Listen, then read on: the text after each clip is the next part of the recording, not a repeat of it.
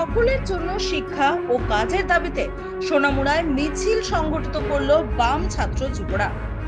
বাম ছাত্র যুব সংগঠন ডিওয়াইএফআই, এসএফআই, টিওয়াইএফ এবং টিএসইউ সোনামুড়া বিভাগের উদ্যোগে এক বিশাল মিছিল দলের বিভাগীয় অফিসের সামনে থেকে শুরু হয়ে সমগ্র বাজার এলাকা পরিক্রম করে স্থানীয় রবীন্দ্র চৌমুহনী সংলগ্ন স্থানে পথসভায় মিলিত হয়। সেখানে বক্তব্য রাখেন বিধায়ক তথা সিপিএম সোনামুড়া মহকুমা সম্পাদক শ্যামল চক্রবর্তী। এছাড়াও বক্তব্য রাখেন ডিওয়াইএফআই এর রাজ্য সম্পাদক নবারুণ দেব, ডিওয়াইএফআই এর রাজ্য সভাপতি পলাশ ভৌমিক প্রমুখ। এছাড়াও উপস্থিত ছিলেন ডিওয়াইএফআই সোনামুড়া বিভাগীয় কমিটির সম্পাদক ইন্দ্রজিৎ সাহা, মোহাম্মদ সেলিম, মিজান মিয়া, ফরহাদ রানা সহ অন্যান্য নেতৃত্বরা।